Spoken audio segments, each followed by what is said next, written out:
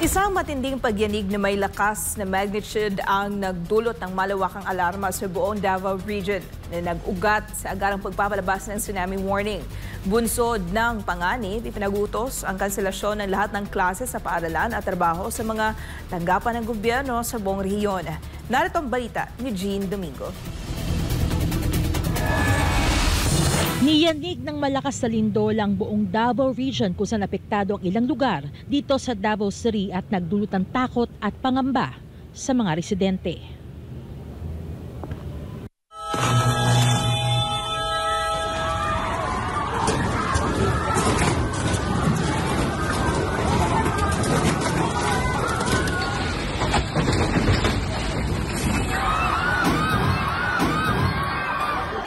Isang malakas na lindol na may magnitude na 7.6 ang nagpayanig sa Davao Oriental na nag-udyok sa Philippine Institute of Volcanology and Seismology of PHIVOLCS na maglabas ng tsunami alert. Naitala ang lindol pasado alas 9 ng umaga.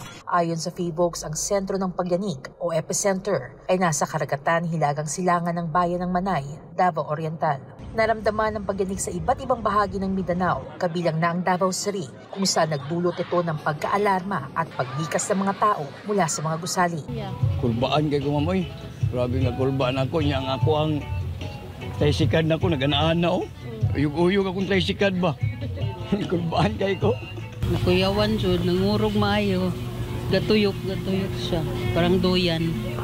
So we were celebrating our Teachers' Day po. The students were having fun sa law lobby. Then suddenly, naglindol.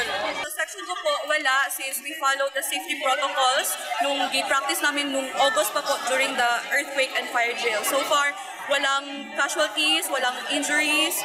May mga mga windows na nasira. Pero sa students na yung safety na wala naman na sugatan po. Actually, it was very praise God po, it was very orderly naman po. Na-account naman din natin yung lahat ng students natin from all levels ng medicine kasi in-handle ko, sir. Tapos wala naman ding na-injure. Yun na lang po, hinihintay na lang po natin yung go para makuha yung mga gamit kasi ginawa ng mga students namin, dumiretso po sila dito, iniwan po nila mga gamit nila. Based sa initial assessment lang po sa MOA together with sa engineer sa ang mga engineer na sa diri sa establishment sa JMC.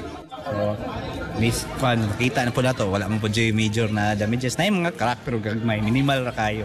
So far pinakakusog? Masking sugad sa ko ang pagka diri sa Davao City Tagalabaw mi ko so far mo dito akong pinakakusog pud sa ko ang bisa ko nang duman mo to pinakakusog na dinog akong feel pud personally. Base sa pahayag ng pamahalang lungsod ng Davao, agad na rumesponde ang City Disaster Risk Reduction and Management Office Central 911 para sa mga individual na nakaranas ng pagkahimatay at minor injuries, habang nananatiling nasa red alert ang status ng Office of the Civil Defense sa Davao Region at patuloy naman ang paghahanda sa anumang aftershocks na maaaring mangyari. Base na rin sa inilabas sa anunsyo ng pamahalang lungsod, as of 3:30 ng hapon ay wala pang inilalabas sa tsunami alert level sa Davao City. Agad ding nagsagawa ang City Engineer's Office katuwang DPWH ng inspeksyon sa 4 na pangunahing bridge sa Davao City na naideklarang ligtas sa vehicular traffic. Patuloy pa rin ang isinasagawang damage assessment ng mga Local Disaster Risk Reduction and Management Office sa Davao Region, kabilang na ang Davao City. Samantala, ang mga klase at trabaho sa ilang lugar ay agad ding pinasuspinde ng lokal na pamahalaan bilang pag-iingat sa Davao City.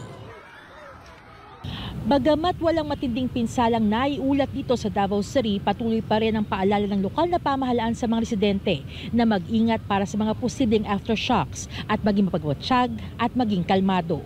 Yan ang pinakahuling ulat mula dito sa Davao City para sa Diyos at sa Pilipinas kong mahal. Jean Domingo, SMNI News.